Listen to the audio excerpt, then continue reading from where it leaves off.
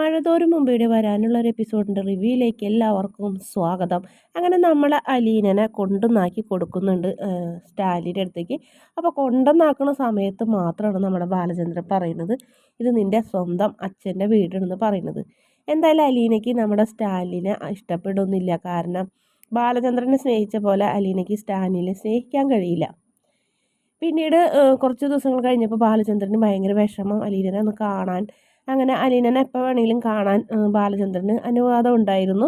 അങ്ങനെ ബാലചന്ദ്രൻ അലീനനെ കാണാൻ പോയി വീട്ടിലേക്ക് വരുമ്പോൾ വൈജയന്തി ചോദ്യം ചെയ്യും. അപ്പോൾ അലീന പോയ സന്തോഷത്തിൽ വൈജയന്തി വീട്ടിലേക്ക് വരുന്നുണ്ട്. പക്ഷെ ബാലചന്ദ്രൻ അടുക്കണില്ല. ബാലചന്ദ്രൻ പഴയതുപോലെ തന്നെ മുകളിലും നമ്മുടെ വൈജയന്തി താഴത്തെ മുറിയിലും തന്നെ ആയിട്ടാണ് താമസിക്കുന്നത്. അപ്പോൾ അതിൽ വൈജയന്തിക്ക് ഇഷ്ടക്കുറവൊക്കെ ഉണ്ടെങ്കിലും പിന്നെ വലിയ കാര്യമാക്കിയില്ല. കാരണം അലീന പോയല്ലോ, ആ ശല്യം അവസാനിച്ചത് കൊണ്ട് തന്നെ ബാലചന്ദ്രൻ എവിടേക്ക് വേണേലും പോട്ടെ, എനിക്കെന്താ എന്നുള്ളൊരു നിലപാടായിരുന്നു വൈജയന്തിക്ക്. വഴക്കും പ്രശ്നങ്ങളൊക്കെ തന്നെയായിരുന്നു. പക്ഷെ വൈജയന്തിയുടെ സ്വഭാവമൊന്നും ബാലചന്ദ്രൻ പൊളിച്ചടക്കിയിട്ടുണ്ടായിരുന്നില്ല. അത് എവിടം വരെ പോകും, വൈജയന്തി എവിടം വരെ പോകുന്നു നോക്കിക്കൊണ്ട് ഇങ്ങനെ നിൽക്കുകയായിരുന്നു. അങ്ങനെ ബാലചന്ദ്രൻ എവിടെ പോയിരിക്കുകയായിരുന്നു എന്ന് ചോദിക്കും. ചോദ്യങ്ങളൊക്കെ ഒന്നും ഒരു കുറവില്ല, ചോദ്യം ചെയ്യും. അപ്പോൾ ബാലചന്ദ്രൻ പറയും, ഞാൻ കുളത്തൂപ്പുഴ വരെ ഒന്ന് പോയി എന്ന് പറയും. അവിടെ എന്നായിരിക്കണേ എന്നിങ്ങനെ ദേഷ്യത്തോടെ ചോദിക്കും. അപ്പോൾ ബാലചന്ദ്രൻ ഒന്നും മിണ്ടില്ല. അപ്പോൾ നമ്മുടെ രോഹിത് പറയും, അച്ഛന് പറഞ്ഞൂടെ അലീന ചേച്ചിനെ കാണാൻ പോയതെന്ന്, കുളത്തൂപ്പുഴയിലല്ല അലീന ചേച്ചി ഉള്ളത് എന്ന് പറയും. അതോടുകൂടി വൈജയന്തി കലിതുള്ളു. ആഹാ, പറഞ്ഞു വിട്ട വേലക്കാരിയുടെ പിന്നാലെ പോയേക്കാണ് മണപ്പിച്ചും കഴിഞ്ഞിട്ട് വേലക്കാരിയുടെ സുഖം അന്വേഷിക്കാൻ വേണ്ടിയിട്ട്. നിങ്ങൾ അങ്ങനെയാണ് ഇങ്ങനെയാണ്, അതായത് മക്കളെ മുന്നിൽ വെച്ച് പറയാൻ പറ്റാത്ത രീതിയിൽ എല്ലാ മോശമായ വാക്കുകളും ബാലചന്ദ്രനെ വിളിക്കും. അവളായിട്ടുള്ള ബന്ധം ഉപേക്ഷിക്കാൻ പറ്റില്ല, എൻ്റെ കണ്ണ് അതായത് എൻ്റെ കണ്ണിൽ പൊടിയിടാൻ വേണ്ടിയിട്ടാണ് അവളെ അവിടെ കൊണ്ടാക്കിയത്, എന്നിട്ട് അവളെ സൗകര്യങ്ങൾ അന്വേഷിക്കുന്നു, അവളെ ചിലവ് നോക്കുന്നുണ്ടാവും, അവളായിട്ട് കറങ്ങാൻ പോയിട്ടുണ്ടാവും. അങ്ങനെ പറയാൻ പറ്റാത്ത രീതിയിലുള്ള മോശപ്പെട്ട വാക്കുകളൊക്കെ സംസാരിക്കും. പക്ഷെ ബാലചന്ദ്രൻ സ്വയം നിയന്ത്രിച്ച് അകത്തേക്ക് പോകും, മുകളിലേക്ക് പോകും. അതിനുശേഷം രോഹിത് അച്ഛനെ കാണാൻ ചെല്ലുന്നു. അപ്പം അച്ഛനോട് ചോദിക്കുന്നു, അച്ഛൻ എന്തിനാ ഇങ്ങനെ അമ്മനായിട്ട് വഴക്കുണ്ടാക്കണേ എന്ന് ചോദിക്കുന്നു. അച്ഛൻ എന്തുകൊണ്ട് അലീന ചേച്ചി എവിടെയുള്ളതെന്ന്, അലീന ചേച്ചിയുടെ അഡ്രസ്സ് എന്തുകൊണ്ട് ഞങ്ങൾക്ക് തരാത്തത്, അലീന ചേച്ചിയും അച്ഛനും തമ്മിലുള്ള ബന്ധം എന്തുകൊണ്ട് അമ്മയ്ക്ക് പറഞ്ഞ് മനസ്സിലാക്കാത്ത, അതുപോലെ തന്നെ അമ്മ അവിടെ നിന്ന് ഇങ്ങോട്ട് വന്നിട്ട് അമ്മയുടെ കൂടെ അച്ഛൻ എന്താ താമസിക്കാത്ത, അങ്ങനെ പലവിധ കാര്യങ്ങളും രോഹിത് ചോദിക്കും. രോഹിത്തിനോടെങ്കിലും ഇനി സത്യം പറയണം, പറയാതിരുന്നിട്ട് കാര്യമില്ല എന്ന് മനസ്സിലാക്കണം. അപ്പോൾ രോഹിത്തും ഇനി പിള്ളേരും വീണ്ടും സംശയിക്കേണ്ട, അലീന ചേച്ചിനെ അച്ഛൻ രഹസ്യമായി താമസിപ്പിച്ച് നോക്കണ്, അങ്ങനെ ഒരു ചിന്ത മക്കൾക്ക് വേണ്ടാന്ന് വെച്ചിട്ട് ബാലചന്ദ്രൻ രോഹിത്തിനോട് സത്യങ്ങളൊക്കെ തുറന്നു പറയാൻ ഒരുങ്ങണ്. അപ്പം തന്നെ പറയും, പിന്നെ നിൻ്റെ അമ്മനായിട്ട് എനിക്ക് ഇനി ഒരു ബന്ധം ഇല്ല, ഒരിക്കലും ഉണ്ടാവില്ല എന്ന് പറഞ്ഞപ്പോൾ രോഹിത്ത് അങ്ങനെ ഇട്ടണം. അച്ഛൻ എന്തീ പറയണേന്ന് നോക്കുമ്പോൾ ഇല്ല, പഴയ പോലെ നിൻ്റെ അമ്മനെ സ്നേഹിക്കാനോ ഭാര്യയായി സ്വീകരിക്കാനോ എനിക്ക് കഴിയില്ല എന്ന് പറയും. പിന്നെ അലീന ചേച്ചിയുടെ കാര്യത്തിൽ അലീന എവിടെ താമസിക്കുന്നതെന്ന് ഇപ്പോൾ ആരും അറിയണ്ട. അതുമാത്രമല്ല, അലീനനെ കാണാൻ മറ്റുള്ളവർ ചെല്ലണത് ഇഷ്ടപ്പെടുന്ന ഒരു വ്യക്തിയല്ല, ഒരു പട്ടാളക്കാരനാണ്, പട്ടാളച്ചിട്ടോട് കൂടിയാണ് അവിടെ ജീവിക്കുന്നത്. അലീന ചേച്ചി ഇവിടെ ജീവിക്കുന്ന പോലെ ഒന്നല്ല അവിടെ എന്നൊക്കെ പറയുന്നു. അങ്ങനെ രോഹിത്തിൻ്റെ ഓരോ സംശയങ്ങൾക്ക് മറുപടി പറയുന്നു. അപ്പോൾ പറയുന്നു, ഞാനേ നിന്നോട് പറയാം, കാരണം സത്യങ്ങൾ നീ അറിയണം, ഞാനൊരു ഹാർട്ട് പേഷ്യൻ്റാണ്, ഇന്നല്ലെങ്കിൽ നാളെ എൻ്റെ ജീവിതം ഇവിടെ അവസാനിക്കും. അപ്പോൾ ആ അച്ഛനും അലീന ചേച്ചിയും തമ്മിൽ എന്ത് ബന്ധം എന്നുള്ളൊരു ചോദ്യചിഹ്നം വരണ്ട, അതുകൊണ്ട് എൻ്റെ മോന് ഇതൊക്കെ സത്യങ്ങളൊക്കെ അറിയണം. മാത്രമല്ല ഞാനീ പറയുന്ന കാര്യങ്ങൾ നീ അല്ലാതെ മറ്റൊരാളും അറിയാനും പാടില്ല എന്നറിയും. അച്ഛനെന്തിനാ മരണത്തിനെ കുറിച്ചൊക്കെ പറയുന്നത്, അച്ഛൻ എന്ത് കുഴപ്പം, അച്ഛനൊരു കുഴപ്പമൊന്നുമില്ല എന്ന് പറയുന്നു രോഹിത്തിന്. അപ്പോൾ ബാലചന്ദ്രനോട് അത്ര ഇഷ്ടമാണല്ലോ. അങ്ങനെ ബാലചന്ദ്രൻ കഥകളൊക്കെ ഇങ്ങനെ പറയുന്നു രോഹിത്തിനോട്, ഞാൻ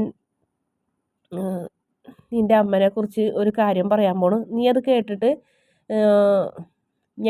വിഷമിക്കുക അല്ലെങ്കിൽ പ്രശ്നം ഉണ്ടാക്കുക ഒന്നും ചെയ്യരുതെന്ന് പറയണ്. ഞാൻ എൻ്റെ അച്ഛനും നിൻ്റെ അമ്മയുടെ വീട്ടിലെ ജോലിക്കാരായിരുന്നു. ഞാനല്ല, എൻ്റെ അച്ഛൻ അവിടുത്തെ ദേഹണ്ണക്കാരനായിരുന്നല്ലോ. നിൻ്റെ അമ്മ അത് ഇടയ്ക്കിടയ്ക്ക് പറഞ്ഞ് പരിഹസിക്കണം, നീ കേട്ടിട്ടില്ലേ? ഞങ്ങളുടെ വീട്ടിലെ വേലക്കാരായിരുന്നു, ഞങ്ങളെ വീട്ടിലെ അടുക്കളയിലാണ് നിങ്ങൾ കഞ്ഞി കുടിച്ചത് എന്നൊക്കെ പറഞ്ഞ് പരിഹസിക്കണം നിൻ്റെ അമ്മ. നീ അതൊക്കെ കേട്ടല്ലേ വളർന്നേന്ന് ചോദിക്കും. അതേ എന്ന് പറയും. അങ്ങനെ എൻ്റെ മനസ്സിൽ നിൻ്റെ അമ്മയോടൊരു ഇഷ്ടം തോന്നി. ആ ഇഷ്ടം ഞാനൊരു കടലാസിൽ പകർത്തി അത് വൈജയന്തിക്ക് കൊടുത്തു. അതിന് പകരം നിൻ്റെ അമ്മാവന്മാരെല്ലാവരും കൂടെ അവളുടെ മുന്നിൽ വെച്ച് എൻ്റെ കരണത്തടിച്ചിട്ടുണ്ട്. അതോടുകൂടി ഞാൻ നാട് വിട്ടു. അച്ഛൻ ആ വീട്ടിലെ പണിയെ അവസാനിപ്പിച്ചു. നാണക്കേട് കാരണം, അല്ലെങ്കിൽ അവർ അവസാനിപ്പിച്ചു എന്ന് വേണമെങ്കിൽ പറയാം. അങ്ങനെയാണ് ഞാൻ ഗൾഫിന് പോണതും. പിന്നീട് ഒരു വാശിയായിരുന്നു അവളെ സ്വന്തമാക്കാനുള്ള അത്ര പണം സമ്പാദിക്കണമെന്ന്. അത് കണ്ടിട്ടാണ് അച്ഛൻ ഗൾഫിൽ കിടന്ന് കഷ്ടപ്പെട്ട് പണം സമ്പാദിച്ച് നാട്ടിൽ വന്നു. വൈജയന്തിയെ വിവാഹാലോചിച്ചു. അവളെ വീട്ടുകാരൊന്നും സമ്മതിച്ചില്ല. ഒരു ബ്രോക്കർ വഴിന് അന്വേഷിച്ച് ചെന്നത്. പിന്നെ എന്തുകൊണ്ടോ പെട്ടെന്ന് അവർ സമ്മതിച്ചു. അങ്ങനെ നിൻ്റെ അമ്മാവന്മാരും മുത്തച്ഛനും എല്ലാവരും കൂടി ചേർന്ന് ഞങ്ങളുടെ കല്യാണം ഗംഭീരമാക്കി നടത്തി. ഞാനാണെങ്കിലോ ഒരു സ്നേഹം യുദ്ധം ചെയ്ത്, അതായത് ഒരു പ്രണയം, എൻ്റെ മനസ്സിലിഷ്ടം യുദ്ധം ചെയ്ത് നേടിയെടുത്ത ഒരു സന്തോഷത്തോടെ ഒരു രാജാവിനെ പോലെയായിരുന്നു ഞാൻ ജീവിച്ചത്. നിൻ്റെ അമ്മയ്ക്ക് എന്നിൽ താല്പര്യമില്ലായിരുന്നു എന്ന് ഞാൻ പിന്നീടാണ് അറിഞ്ഞത്. പിന്നീടുള്ള നിൻ്റെ അമ്മയുടെ അഹങ്കാരവും അതുപോലെ തന്നെ പെരുമാറ്റവും നെടിനും തണ്ടും ഊക്കും ഒക്കെ എന്നെ വല്ലാതെ വിഷമിപ്പിച്ചെങ്കിലും അതെല്ലാം ഞാൻ സഹിച്ചു. നീയുണ്ടായി, ബബിലുണ്ടായി, കൃഷ്ണമോളുണ്ടായി. അതുകൊണ്ട് തന്നെ അഡ്ജസ്റ്റ് ചെയ്ത് പോകാൻ ഞാൻ ശീലിച്ചു. നിൻ്റെ അമ്മയുടെ ഒരു ചില്ലി പൈസ പോലും ഇല്ലാതെ ഈ വീടും നിങ്ങളെ എല്ലാവരും ഇത്രയാക്കാനും ഞാൻ കഷ്ടപ്പെട്ടു. അങ്ങനെ കുഴപ്പമില്ലാത്ത രീതിയിൽ പോകുന്ന സമയമായിരുന്നു. ആ സമയത്താണ് അലീനയുടെ വരവ്. അലീന വന്നതോടുകൂടിന് ശരിക്കും പറഞ്ഞാൽ എല്ലാം തകിടം മറിഞ്ഞതെന്ന് പറയും. നിനക്ക് ഓർമ്മയുണ്ടോ? അവൾ ഇവിടെ വന്നിട്ട് നീയും കൊല്ലപ്പള്ളിയിലെ ഹരിയും കൂടി ജ്യൂസിൽ മയക്കുമരുന്ന് കൊടുത്തതും അവളെ പീഡിപ്പിക്കാൻ ശ്രമിച്ചതും അവൾ കത്രിക സ്വയം വയറ്റിൽ കുത്തി മുറിവേൽപ്പിച്ച് ഹോസ്പിറ്റലിൽ കിടന്നതൊക്കെ എന്ന് പറയും.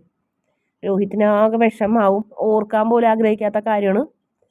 നീ വിഷമിക്കാൻ വേണ്ടി അച്ഛൻ പറഞ്ഞതല്ല മോനെ, സംഭവങ്ങൾ പറഞ്ഞതാണ് പറഞ്ഞു വന്നപ്പോൾ എന്ന് പറയണേ.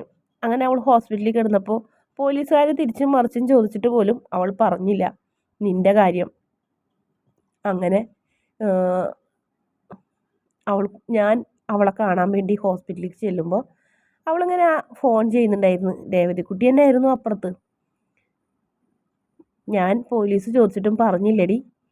എത്രയായാലും അവൻ എൻ്റെ കൂടപ്പിറപ്പല്ലേ എന്നിങ്ങനെ ഒരു വാക്ക് അവൾ പറയുന്നത് എൻ്റെ മനസ്സിലുണ്ടായിരുന്നു. ഞാനത് വ്യക്തമായി കേട്ടു എന്നിങ്ങനെ പറയുന്നു. പിന്നീട് ഞാൻ അവളെ സംശയിച്ച് തുടങ്ങി. അവൾക്ക് അമ്മയുടെ ഫോണിൽ അവൾ വിളിക്കാറുണ്ടല്ലോ രേവതിക്കുട്ടിനെയും മറ്റും. അതുകൊണ്ട് തന്നെ ഞാൻ ആ ഫോണിൽ റെക്കോർഡ് ആപ്പ് ഡൗൺലോഡ് ചെയ്തു അത് റെക്കോർഡ് ചെയ്ത് വെച്ചു. ആ റെക്കോർഡ് ഓൺ ചെയ്ത് വെച്ച് അലീനയ്ക്ക് സ്മാർട്ട് ഫോണിനെ കുറിച്ച് ഒന്നും അറിയാത്തത് കൊണ്ട് അവൾ എല്ലാ കാര്യങ്ങളും ഇവിടെ നടക്കുന്നതൊക്കെ രേവതിക്കുട്ടിനെ വിളിച്ച് പറഞ്ഞു. ഇവിടുന്ന് ഞാൻ പോരാണ്, ഇനി ഇവിടെ നിന്നാൽ ശരിയാവില്ല. അവർക്ക്, അതായത് എൻ്റെ അമ്മയ്ക്ക് എന്നെ ഒട്ടും കണ്ടെടുത്താൽ കണ്ടൂടാ എന്നിങ്ങനെ പറയണേ. ഇപ്പോൾ രോഹിത്ത് ചെയ്ത തെറ്റ് പോലും ഞാൻ കാരണമാണ് അവർക്കത് സംഭവിച്ചതെന്നാണ് പറയണേ എന്ന് പറഞ്ഞപ്പോൾ, ചേച്ചി അവിടുന്ന് പോരുന്നതിന് മുന്നേ ഒരു കാര്യം പറയണം. സ്ത്രീയെ, ഞാൻ നിങ്ങൾ വിചാരിക്കുന്ന പോലത്തെ ഒരാളല്ല. ഞാൻ ആരാണെന്ന് നിങ്ങൾ കരുതിയത്? 22 വർഷങ്ങൾക്ക് മുന്നേ നിങ്ങൾ പിഴച്ച് പ്രസവിച്ച അനാഥാലയത്തിൽ തള്ളിയ ആ മകളാണ് ഞാൻ. സ്വന്തം അമ്മനെയും കൂടപ്പിറപ്പുകളെയും ഒരു നോക്ക് കാണാൻ വേണ്ടി കൊതിച്ച് വന്ന എനിക്ക് കിട്ടിയ അനുഭവമാണ് ഇതൊക്കെയെന്ന് പറയണം എന്ന് ചേച്ചി മുഖത്ത് നോക്കി ആ സ്ത്രീയോട് പറയണം എന്ന് പറഞ്ഞു. ആ വാക്കാണ് ബാലചന്ദ്രൻ്റെ ജീവിതം തകർത്തത് എന്നിങ്ങനെ പറയുന്നു രോഹിത്തിനോട്. അപ്പോൾ രോഹിത്ത് ഇങ്ങനെ ആകെ ഞെട്ടണ്. അച്ഛൻ എന്താ പറഞ്ഞു വരുന്നതെന്ന് ചോദിക്കും. അതെ, അത് തന്നെയാണ് സത്യം എന്ന് പറയണേ. എന്നിട്ടും ഞാൻ എന്താ ചെയ്തതെന്നറിയോ? നീലഗിരിയിലേക്ക് പോയി നിൻ്റെ അമ്മാവൻ്റെ അടുത്തേക്ക്. നിൻ്റെ അമ്മാവൻ്റെ അടുത്ത് പോയി നിൻ്റെ അമ്മാവനോട് ഞാൻ ആദ്യം ചോദിച്ച ചോദ്യം അതാണ്. വിവാഹത്തിന് മുന്നേ നിങ്ങളുടെ സഹോദരി ഒരു പെൺകുഞ്ഞിന് ജന്മം നൽകിയിട്ടുണ്ടോ എന്നൊരു ചോദ്യം ചോദിച്ചു. അതിന് നിൻ്റെ അമ്മാവൻ തന്ന മറുപടി എന്താണെന്നറിയോ? അതേ എന്ന്. രോഹിത്തിൻ്റെ കാൽച്ചൂട്ടിലെ മണ്ണ് ഒലിച്ചു പോണ പോലെ തോന്നി. തല കറങ്ങണ്. അലീന ചേച്ചി തൻ്റെ സ്വന്തം ചേച്ചിയോ? തൻ്റെ അമ്മയുടെ വയറ്റിൽ ജനിച്ചതോ? ഞങ്ങൾ 4 പേരും ഒരേ വയറ്റിൽ ജനിച്ചതാണോ എന്നൊക്കെയുള്ള സംശയങ്ങൾ രോഹിത്തിൻ്റെ തലയ്ക്ക് ചുറ്റിങ്ങനെ പാറിപ്പറന്ന് നടക്കണ്. തലയ്ക്ക് ഇങ്ങനെ പെരുത്ത് രോഹിത്തിനിങ്ങനെ വിശ്വസിക്കാൻ പറ്റില്ല. തൊണ്ടയൊക്കെ വരണ്ട്. ഇച്ചിരി വെള്ളം കിട്ടിയിരുന്നെങ്കിൽ വരെയും രോഹിത്ത് ഇങ്ങനെ ആഗ്രഹിക്കണ്. പിന്നീട് ബാലചന്ദ്രൻ നോക്കുമ്പോൾ രോഹിത്ത് ഇങ്ങനെ കരഞ്ഞുകൊണ്ട് നിൽക്കണ്. കണ്ണുനീരിങ്ങനെ ധാരധാരയായി ഒഴുകണ്. പിന്നെ ഒന്നും മിണ്ടാതെ നേരെ രോഹിത്ത് പോകും. സ്വന്തം മുറിയിലേക്കാണ് പോണത്. ബാലചന്ദ്രൻ ആകെ ഈടാന്നാവും. പറഞ്ഞത് ചിറ്റിയ. അങ്ങനെ വിചാരിച്ച് രോഹിത്ത് എൻ്റെ മുറിയിലേക്ക് ചെല്ലും. അവിടെ രോഹിത്തിനെ കാണില്ല. ബാൽക്കണിയിൽ ഇന്ന് രോഹിത് ഇങ്ങനെ തേങ്ങി കരയുണ്ടാവും. അലീന വന്നതും അലീനോട് ചെയ്ത ദ്രോഹങ്ങളും അലീന ചെയ്ത നല്ല കാര്യങ്ങളും അലീനനെ അമ്മ ഉപദ്രവിച്ചതും വലിച്ചു പുറത്താക്കാൻ സഹായിച്ചതും എല്ലാ കാര്യങ്ങളും ആലോചിക്കും. തൻ്റെ സ്വന്തം ചേച്ചീനത് എന്നിങ്ങനെ ഉള്ള സത്യം നമ്മുടെ രോഹിത് തിരിച്ചറിഞ്ഞ് രോഹിത് കരയിന്. അപ്പോൾ ബാലചന്ദ്രൻ വന്ന് രോഹിത്തിനെ സമാധാനിപ്പിക്കും. രോഹിത്തെ, നീ ഇങ്ങനെ ഇത്രയും തൊട്ടാവാടിയായോ? നീ ഇത്ര സില്ലിയായോ? നീ എന്നോടത് പറഞ്ഞത് തെറ്റായിപ്പോയോ എന്നൊക്കെ ചോദിക്കുന്നു. അച്ഛൻ എന്തുകൊണ്ട് അച്ഛാ ഇത് ഇത്രയും നാളും മറച്ചു വെച്ച്? അമ്മ ഇതൊക്കെ അറിഞ്ഞാൽ സഹിക്കോ? സ്വന്തം മോളെയാണ് അമ്മ ഇങ്ങനെ ഉപദ്രവിച്ചു കൊണ്ടിരിക്കണേന്ന് അച്ഛന് സത്യം പറയായിരുന്നില്ലേന്ന് ചോദിക്കും. ഞാൻ സത്യം പറഞ്ഞിട്ട് എന്തിനാ? നിങ്ങളെല്ലാവരും ഒന്നാവൂലേ? നീയും നിന്റെ സഹോദരങ്ങളും നിന്റെ ചേച്ചിനെ സ്നേഹിക്കും. നിന്റെ അമ്മ സ്വന്തം മകളെ സ്നേഹിക്കും. നിങ്ങളെല്ലാവരും ഒന്നാവും. പിന്നെ അച്ഛനെ കുറിച്ച് നിങ്ങൾ ചിന്തിച്ചിട്ടുണ്ടോ? ആ ഒരു ഫാമിലിയിൽ പിന്നെ നിങ്ങളുടെ അച്ഛൻ ഉണ്ടാവുമോ? അഥവാ തന്നെ സത്യങ്ങൾ അറിഞ്ഞു കഴിഞ്ഞാൽ നിന്റെ അമ്മ ഇനി പിന്നെ എൻ്റെ ഭാര്യാസ്ഥാനം അലങ്കരിച്ച് ഇവിടെ നിൽക്കുമോ? ഞാൻ അവളെ ഭാര്യയായിട്ട് അംഗീകരിക്കുമോ? ഒന്നുമില്ല. അവൾ ഇതൊന്നുമില്ലെങ്കിലും അവൾ ഈ വീട്ടിൽ നിന്ന് ഇറങ്ങിപ്പോകും. അവൾക്ക് എൻ്റെ മുഖത്ത് നോക്കാൻ കഴിയില്ല. പിന്നെ 22 വർഷം എൻ്റെ മുന്നിൽ എന്നെ വഞ്ചിച്ച് എൻ്റെ മുന്നിൽ കൂടെ നടന്ന അവളോടൊരു പ്രതികാരം അലീനനെ സ്നേഹിച്ചു കൊണ്ട് തന്നെ തീർക്കണമെന്ന്. അച്ഛൻ അലീന ചേച്ചിനെ ഭയങ്കര ഇഷ്ടമല്ലേ? പിന്നെ ഈ പ്രശ്നങ്ങളൊക്കെ ഈ വീട്ടിലുണ്ടാവുമോ എന്ന് ചോദിക്കും. അതാണ് ഞാൻ പറഞ്ഞത് മകനെ, നിങ്ങളുടെ ഈ വളർച്ചയിൽ നിങ്ങൾ ഇത്രയും വലുതായിരിക്കുന്ന സമയത്ത് അച്ഛനും അമ്മയും പിരിയുന്നത് ശരിയല്ലല്ലോ. നിങ്ങൾ ഇത്രയും വളർത്തി വലുതാക്കിയിട്ട് നിങ്ങളുടെ ജീവിതം ഒരു സ്ഥലത്ത് ഒന്നിലേക്കും എത്തിപ്പെടാതെ നിൽക്കണ ഈ സാഹചര്യത്തിൽ ഞങ്ങൾ രണ്ടുപേരും രണ്ട് വഴിക്കായാലോ എന്നൊക്കെ ആലോചിച്ചിട്ടാണ് അച്ഛനിതൊക്കെ സഹിച്ച് നിൽക്കണേന്ന് പറയും. പ്ലീസ് അലീന ചേച്ചിയുടെ വിവരം നമുക്ക് അമ്മനെ അറിയിക്കാം. അങ്ങനെയാണെങ്കിൽ എൻ്റെ അച്ഛൻ അലീന ചേച്ചിനെ സ്നേഹിക്കുന്നതല്ലേ എന്ന് പറഞ്ഞപ്പോൾ നടക്കില്ല രോഹിത്തെ. അങ്ങനെ ആയാൽ നിനക്ക് അച്ഛനുണ്ടാവില്ല, അമ്മ മാത്രമേ ഉണ്ടാവുള്ളൂ. ഏത് വേണം? അച്ഛനും അമ്മയും കൂടെ ഒന്നിച്ചിടുന്നുണ്ടെങ്കിൽ കുറച്ചും കൂടെ മുന്നോട്ട് പോകാനുണ്ട്. അച്ഛന് കുറച്ചും കൂടെ കാര്യങ്ങളൊക്കെ ചെയ്തു തീർക്കാനുണ്ടെന്നൊക്കെ പറയുന്നത് രോഹിത് ഒന്നും മനസ്സിലാവാത്ത രീതിയിൽ ബാലചന്ദ്രൻ നോക്കുന്നുണ്ട്. ഞാൻ പറയാനുള്ളതെല്ലാം നിന്നോട് പറഞ്ഞു കഴിഞ്ഞു. ഈ നല്ലോണം കിടന്ന് നീ ഒന്ന് ഉറങ്ങ്. നേരം വിളിക്കുമ്പോൾ നിനക്ക് എല്ലാത്തിനും ഒരു ഉത്തരം കിട്ടും എന്നും പറഞ്ഞ് ബാലചന്ദ്രൻ രോഹിത്തിൻ്റെ മുറിയിൽ നിന്നും ഇറങ്ങിപ്പോകും. രോഹിത്താണെങ്കിൽ എന്ത് ചെയ്യണമെന്നറിയാതെ ഒരുപാട് നേരം അങ്ങനെ ഇരിക്കും, നടക്കും, കിടക്കും, പിന്നെ എഴുന്നേറ്റ് നിൽക്കും. കരച്ചിൽ വരുന്നുണ്ടായിരുന്നു, പക്ഷേ പുറത്തേക്ക് വരുന്നില്ല. അങ്ങനെ അവൻ കമ്പ്യൂട്ടർ എടുത്ത് ഓൺ ചെയ്യും. അത് രേവതിക്കുട്ടിനായിട്ടും അതുപോലെ തന്നെ ടൂർ പോയതും കൊല്ലത്ത് പോയതും അങ്ങനെയുള്ള എല്ലാ ഫോട്ടോകളും നോക്കും. അതിൽ അലീന ചേച്ചിയുടെ മാത്രമുള്ള ഒരു ഫോട്ടോ എടുത്ത് ഇങ്ങനെ വലുതാക്കി മോണിറ്ററിൽ കൊണ്ടുവന്ന് ഇങ്ങനെ നോക്കി നിൽക്കണ്. അപ്പോൾ അലീന ചേച്ചിയുടെ കണ്ണിലുള്ള ആ സ്നേഹവും ഒക്കെ രോഹിത്തിന് മനസ്സിലാവുന്നുണ്ട്. അപ്പം നമ്മുടെ രേവതിക്കുട്ടി അലീനയുടെയും രോഹിത്തിൻ്റെയും കൂടെ ഒരു ഫോട്ടോ എടുത്തപ്പോൾ അങ്ങനെ പറയുന്നുണ്ട്, ശരിക്കും നിങ്ങൾ ആങ്ങളെയും പെങ്ങളും തന്നെ എന്ന് പറയുന്നു. ഒരിക്കൽ അലീന ചേച്ചി ആദ്യം വിചാരിച്ചത് അതായത് രോഹിത് ഒരു മോശപ്പെട്ട ചെക്കനാണെന്നും പിന്നീട് നല്ല ആളാണെന്നും മനസ്സിലായതെന്നൊക്കെ രേവതിക്കുട്ടി പറയുന്ന ഡയലോഗും രോഹിത്തിൻ്റെ മനസ്സിലേക്ക് ഓടിയെത്തും. ശരിയാ, അലീന ചേച്ചിക്ക് പറ്റിയ ആങ്ങള തന്നെയെന്ന് പറഞ്ഞപ്പോൾ അന്നതിൻ്റെ അർത്ഥം മനസ്സിലായില്ല, ഇന്നതിൻ്റെ അർത്ഥം മനസ്സിലാക്കാൻ പറ്റി.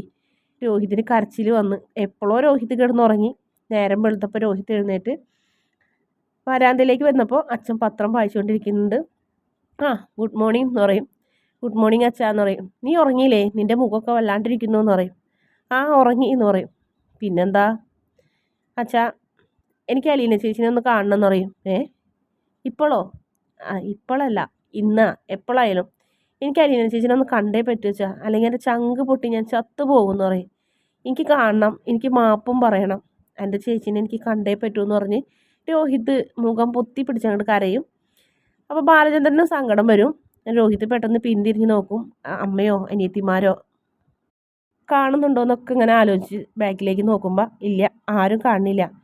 എനിക്ക് കാണണം അച്ഛാ, അച്ഛൻ എന്നെ അവിടേക്ക് കൊണ്ടുപോകണം ചേച്ചിയുടെ അടുത്തേക്ക് എന്ന് പറഞ്ഞപ്പോൾ ബാലചന്ദ്രൻ ആകെ ഒന്ന് പതറിപ്പോവും. ശരി പോകാം, പക്ഷെ ഇന്നെനിക്ക് പോകാൻ പറ്റില്ല, നാളെ ഞാൻ നിന്നെ കൊണ്ടുപോകാമെന്ന് പറയും. കൊണ്ടുപോകണം അച്ഛാ, എനിക്ക് എൻ്റെ ചേച്ചീനെ ഒന്ന് കാണണം, എനിക്ക് മാപ്പ് പറയണം, എനിക്ക് എൻ്റെ ചേച്ചിയോട് കുറേ സംസാരിക്കണം. ഞാൻ എന്തോരം ചേച്ചീനെ വേദനിപ്പിച്ച്, എൻ്റെ സ്വന്തം ചേച്ചി, എൻ്റെ സ്വന്തം കൂടപ്പിറപ്പായിട്ട് അതെല്ലാം മറന്ന് എൻ്റെ ചേച്ചി എന്നെ എന്തൊക്കെ ചെയ്തു, എന്നോട് എന്തോരം സ്നേഹത്തോടെ പെരുമാറി, എനിക്ക് വേണ്ടി എന്തെല്ലാം ചെയ്തു, അതൊക്കെ എൻ്റെ രോഹിതിൻ്റെ മനസ്സിലേക്ക് ഇങ്ങനെ ഓടിയെത്തണ്. താൻ തെറ്റ് ചെയ്തതും ആ മുറിയിൽ ആ കത്രിക കൊണ്ട് മുറിഞ്ഞ് കൈ പൊത്തിപ്പിടിച്ച് കിടന്നപ്പോഴും അലീന വിളിച്ച് പറഞ്ഞത് രോഹിതിൻ്റെ മനസ്സിൽ ചെവിട്ടിലേക്ക് ഇങ്ങനെ വരണ്, രക്ഷപ്പെട്ടോ, ഇവിടെ നടന്നതൊന്നും ഞാൻ ആരോടും പറയില്ല. എത്രയും പെട്ടെന്ന് രക്ഷപ്പെട്ടോ എന്ന് പറഞ്ഞതും ചേച്ചീനെ അവിടെ ഉപേക്ഷിച്ച് ഇറങ്ങി ഓടിയതും അതുപോലെ തന്നെ നമ്മുടെ ഹരിശങ്കറിൻ്റെ വാക്ക് കേട്ട് ആ റബ്ബർ തോട്ടത്തിലുള്ള വീട്ടിലേക്ക് പോയതും ആ തെറ്റിൽ ഒരു പങ്കാളിയായതും ഞാൻ ജയിലിലായപ്പോൾ ശരണ്യരെ വീട്ടിൽ ചെന്നതും അലീന ചേച്ചിനെ എല്ലാവരും കൂടെ മണ്ണെണ്ണ ഒഴിച്ച് തീ കൊടുക്കാൻ നോക്കിയതും അങ്ങനെ ഒരുപാട് കാര്യങ്ങളും തനിക്ക് വേണ്ടി സ്വന്തം ജീവൻ വരെ കളയാൻ വേണ്ടി തയ്യാറായിട്ടല്ലേ ആ ശരണ്യരെ വീട്ടിലേക്ക് എൻ്റെ ചേച്ചി പോയത്. അതെനിക്ക് വേണ്ടിയിട്ടെന്നുള്ള കാര്യം ഞാൻ അറിഞ്ഞോ? പനി പിടിച്ച് കിടന്നപ്പോൾ എൻ്റെ അമ്മ പോലും തിരിഞ്ഞു നോക്കാത്ത സ്ഥാനത്ത് എന്തെല്ലാം ചെയ്തു തന്നെ മരുന്ന് തന്നും തുടച്ചും ഭക്ഷണം വാരിത്തന്നും മുടി വെട്ടിയും ശുശ്രൂഷിച്ചും ഒക്കെ ചെയ്തത് ചേച്ചി സ്വന്തം അനിയനായിട്ട് തന്നെയല്ലേ. ഞാനല്ലേ തിരിച്ചറിയാണ്ടിരുന്നേ എന്നൊക്കെ ഇങ്ങനെ ആലോചിച്ച് രോഹിത്ത് പൊട്ടിക്കരയിന്. എത്രയും പെട്ടെന്ന് രോഹിത്തിന് അലീനനെ കാണണം എന്ന് തന്നെ ഉറച്ച തീരുമാനമാണ്. രോഹിത്തിനെ കൊണ്ടുപോയി അലീനനെ കാണിച്ചില്ലെങ്കിൽ രോഹിത്തിൻ്റെ സമനില തെറ്റിപ്പോകുന്നു ബാലചന്ദ്രനും മനസ്സിലാക്കണം. അങ്ങനെ അലീനനെ കാണാൻ വേണ്ടിയിട്ട് രോഹിത്തും ബാലചന്ദ്രനും കൂടി പുറപ്പെടുന്ന ഭാഗമാണ് അടുത്ത ഭാഗത്തിൽ. വീഡിയോ ഇഷ്ടപ്പെട്ടാൽ ഈ ചാനൽ ഒന്ന് സബ്സ്ക്രൈബ് ചെയ്ത് സപ്പോർട്ട് ചെയ്യണേ.